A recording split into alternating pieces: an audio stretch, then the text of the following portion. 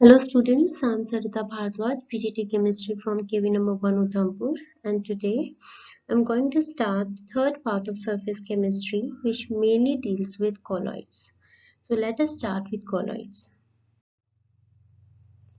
See colloids, there are a few examples of colloids, for example foams, milk, fog, detergents, aerosol, blood, paints, cosmetics. All these are examples of colloids. So first of all, we should know what is a colloid.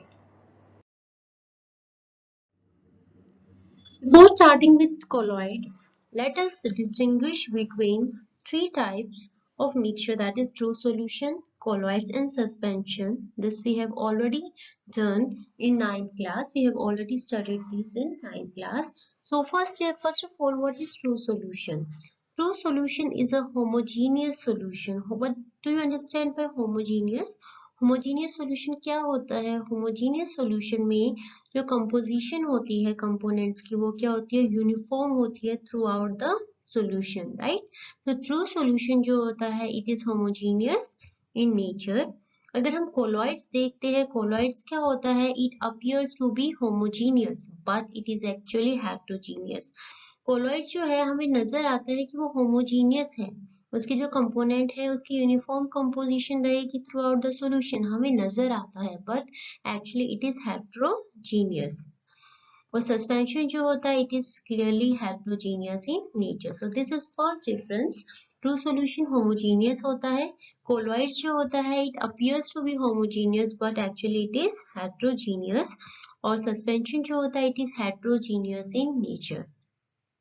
Next important difference is true solution, the diameter of the particle is less than 1 nanometer. जो particles होते हैं true solution के, उसका जो diameter है, उसकी जो dimension होती है वो क्या होती है? It is less than 1 nanometer. Diameter of colloidal, dimension of true solution. It is less than 1 nanometer. 1 nanometer means 10 raised to power minus 9 meter. तो जो आपकी ट्रू सॉल्यूशन होते हैं उसके अंदर जो पार्टिकल्स होते हैं उसका जो डायमीटर होता है वो क्या होता है? 10 raised to power minus 9 metre से लेस होता है. That is it is less than 1 nanometer. Colloids में क्या होता है? The diameter of the particle is 1 nanometer to 1000 nanometer. It means 1 nanometre से 1000 नैनोमीटर के बीच में डायमीटर साइज होता है इन केस ऑफ कोलॉइड्स, या मैं ये कह सकती हूँ 10 raised to power minus 9 to 10 raised to power minus 6. Next is suspension. The diameter of the particle is larger than that of 1000 nanometer. 1000 nanometer से भी particle size क्या होता है? Diameter जो होता है particles का वो क्या होता है? 1000 nanometer से ज़्यादा. So second difference क्या था? Regarding diameter of particles in different mixtures. Next is property. True solution की प्रॉपर्टी क्या होती है? It passes through filter paper. Because ये ट्रू सॉल्यूशन है, इसमें जो पार्टिकल साइज है वो क्या होता है? लेस देन 1 नैनोमीटर, बहुत छोटा होता है, इसलिए it can easily pass through filter paper. Filter paper से इजिली पास कर सकता है. In case of colloid it can pass through ordinary filter paper but does not pass through ultra filter. Ultra filters क्या होते हैं? Special type of filters होते हैं जिसमें जो पोर साइज होता है वो क्या होता है? बहुत ज्यादा स्मॉल होता है. It means colloid size, colloidal particle जो होते हैं उनका साइज क्या होता है? ट्रू सॉल्यूशन से क्या होता है? ज्यादा बड़ा होता है, इसलिए वो ऑर्डिनरी पेपर से तो पास कर सकते हैं but they can not pass through ultra filters, because ultra filters के केस में जो पोर साइज होता है वो क्या होता है? ऑर्डिनरी पेपर से छोटा होता है. नेक्स्ट है सस्पेंशन. सस्पेंशन में जो होता है पार्टिकल साइज ट्रू सॉल्यूशन और कोलॉइड दोनों से ज्यादा होता है, इसलिए ये फिल्टर पेपर से पास नहीं होगा. So it does not pass through filter paper. It is third difference. The last difference is its particle cannot be seen under a microscope. True solution के particles जो होते हैं उनका size इतना छोटा होता है that we cannot see the particles of true solution under a microscope. Microscope के अंदर हमें उनके particles नजर नहीं आएंगे. In case of colloid, its particle can be seen only by a powerful microscope due to scattering of light. Colloidal particles जो होती हैं उनकी property होती है scattering करने की, light को scatter करते हैं, इसलिए हम colloidal particles को देख सकते हैं but only under a powerful microscope. Ordinary microscope के अंदर उनको नहीं देख सकते. लास्ट है सस्पेंशन. सस्पेंशन का पार्टिकल बहुत बड़ा होता है, इसलिए we can easily see particles of suspension even with naked eye. So these are four difference between true solution, colloids and suspension. Now see types of colloid. We have already discussed colloids क्या होते हैं. Colloids appears to be homogeneous but they are actually heterogeneous in nature. इनके जो particle size होते हैं they lie between that of true solution and suspension. That is range जो होती है diameter की colloidal particles की वो क्या होती है 1 nanometer to 1000 nanometer होती है. They can be seen only under a powerful microscope because of their property to scatter light. उस property की वजह से हम इनको सिर्फ पावरफुल माइक्रोस्कोप के अंदर ही देख सकते हैं और ये ऑर्डिनरी फिल्टर पेपर से पास कर जाते हैं but they can not pass through ultra filter paper. So these are some properties of colloids. अब देखिए कोलॉइड्स को हम डिफरेंट बेसिस पे क्या करते हैं क्लासिफाई करते हैं. 3 टाइप से हम क्लासिफिकेशन कर रहे हैं. फर्स्ट क्लासिफिकेशन जो क्या है colloids are usually classified according to first जो क्लासिफिकेशन है वो क्या है the original state of constituent particles.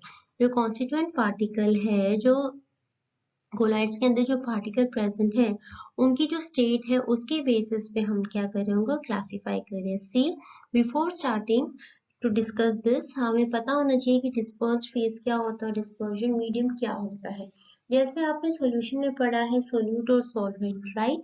Solute क्या होता है जो स्मॉल अमाउंट में प्रेजेंट होता है. जनरली हम कहते हैं कि स्मॉल अमाउंट में प्रेजेंट होता है और जो दूसरे लार्जर अमाउंट का जो कंपोनेंट उसमें क्या हो जाता है डिसॉल्व. और सॉल्वेंट क्या होता है जिसके अंदर सॉल्यूट डिसॉल्व होता है. Similar to solute and solvent colloids के केस में हम क्या पढ़ते हैं dispersed phase and dispersion medium. Dispersed phase जो होता है it is comparable to solute, right. Dispersed phase जो होता है वो सोल्यूट के कंपैरेबल होता है और डिस्पर्जन मीडियम जो होता है वो सॉल्यूशन के कंपैरेबल होता है.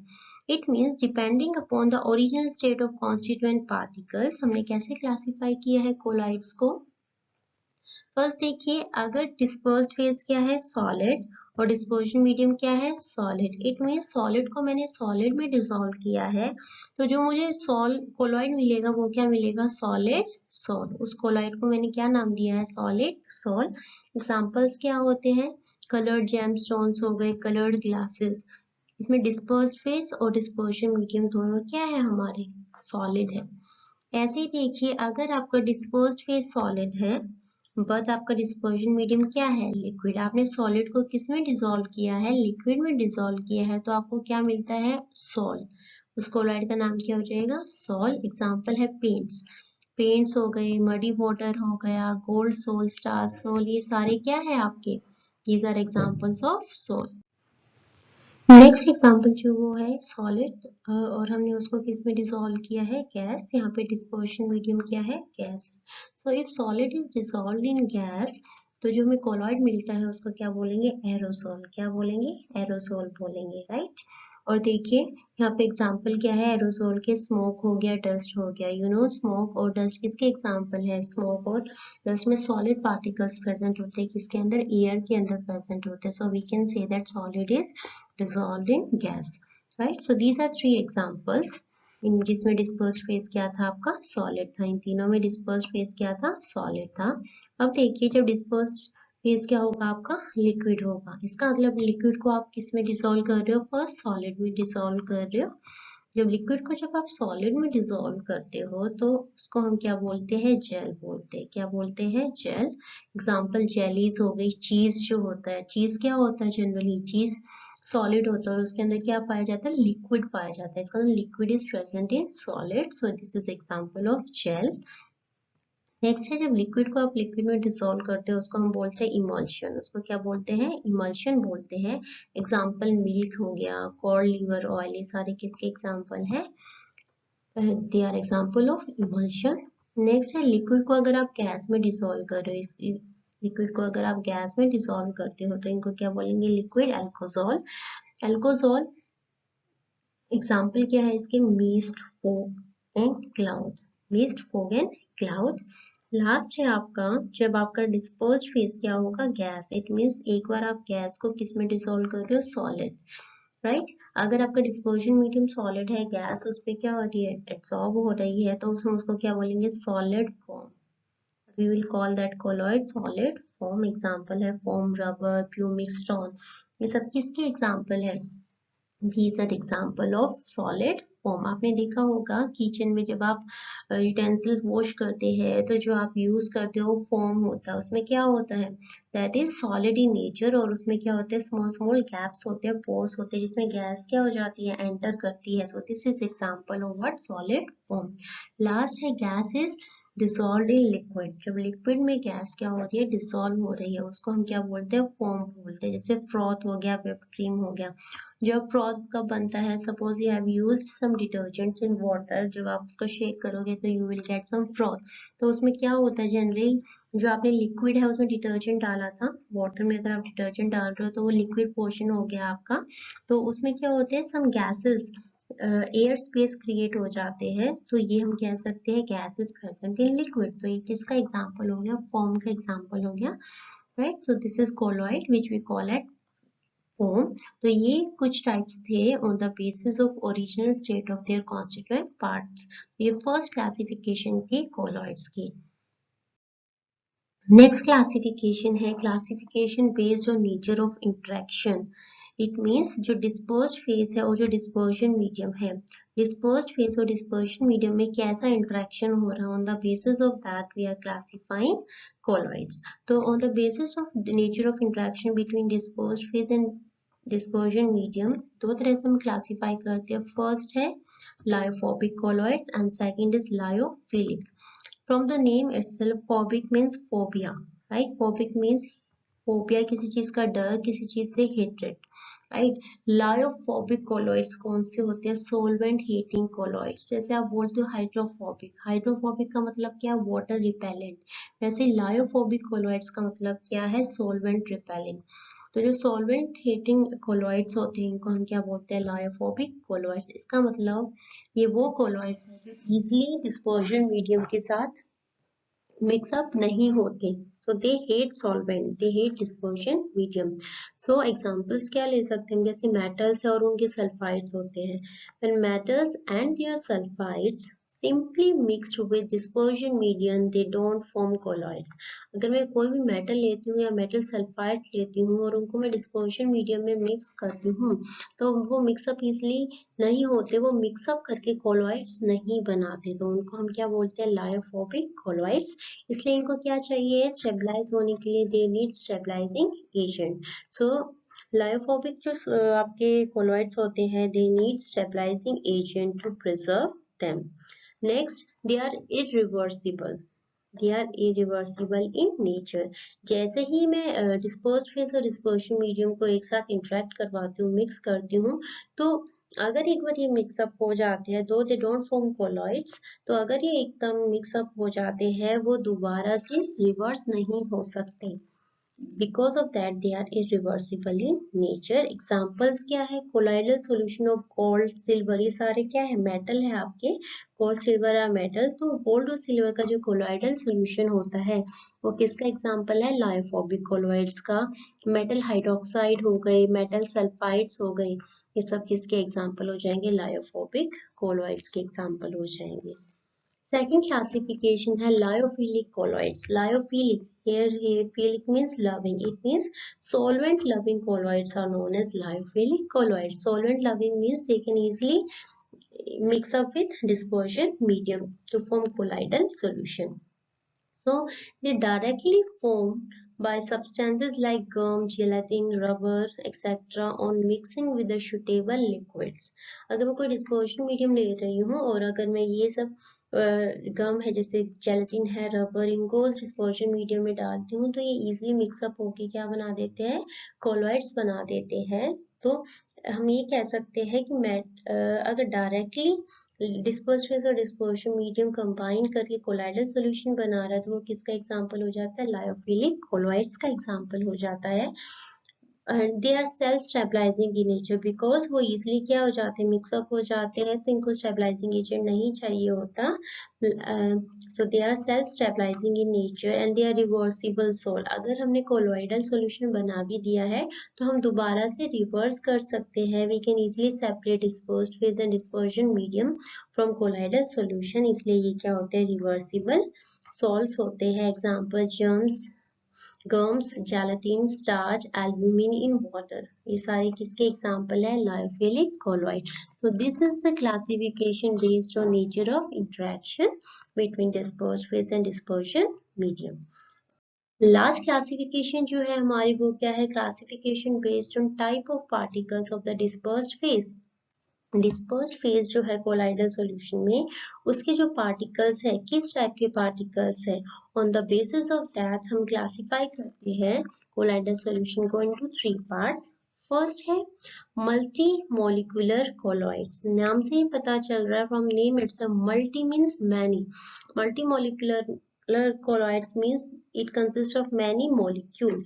So it consists of aggregates of a large number of atoms or smaller molecules whose diameter is less than 1 nanometer.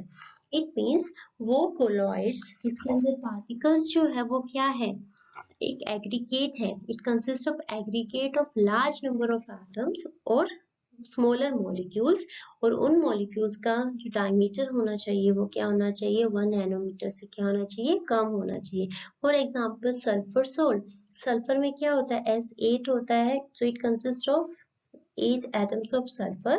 तो जो एग्रीगेट करके ये क्या बनाते हैं, when these sulfur atoms they aggregate together they form a particle which lies in colloidal range।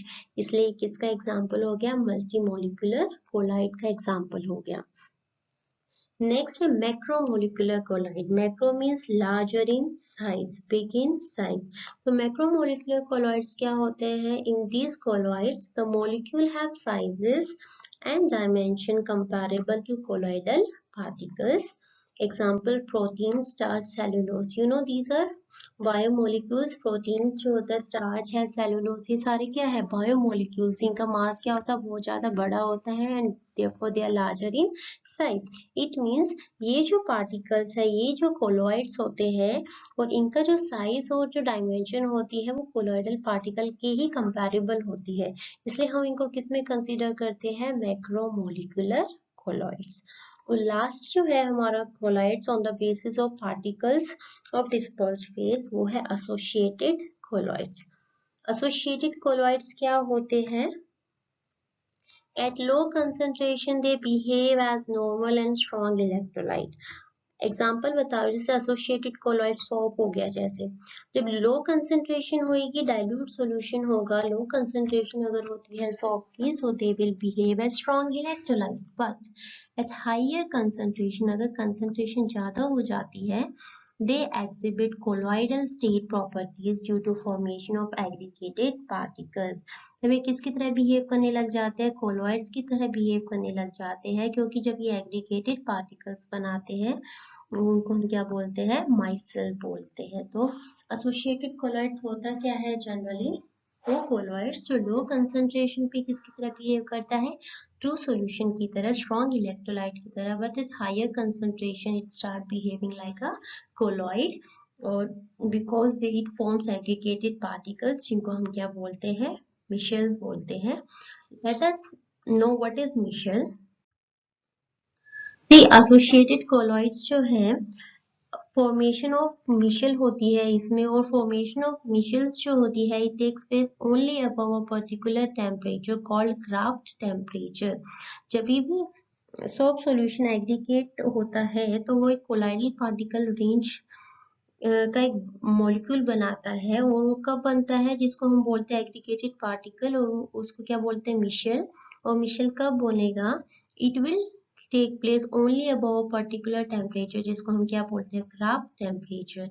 It means micelle formation जो होती है वो क्राफ्ट टेम्परेचर के पे ही होती है, और and above a particular micelle concentration, और उसके लिए क्या होती है, पर्टिकुलर मिशेल कंसंट्रेशन के अबव होती है, जिसको हम क्या बोलते हैं, क्रिटिकल मिशेल कंसंट्रेशन। एग्जाम्पल क्या होते हैं एसोसिएटेड कोलॉइड्स के, जैसे मैंने आपको बताया soaps and detergents. Soaps and detergents are example of micelles, or you can say soaps and detergent are example of associated colloids, because at higher concentration they form michels easily. This is a example of soap. This is diagram of soap, and as you can see here, this is a chain, this is non-polar part, and this is polar part. This we will discuss now. The cleaning action of soap. Soaps क्या होते हैं, soaps are generally sodium और potassium salt of fatty acids. Fatty acid क्या होते हैं, long chain carboxylic acid.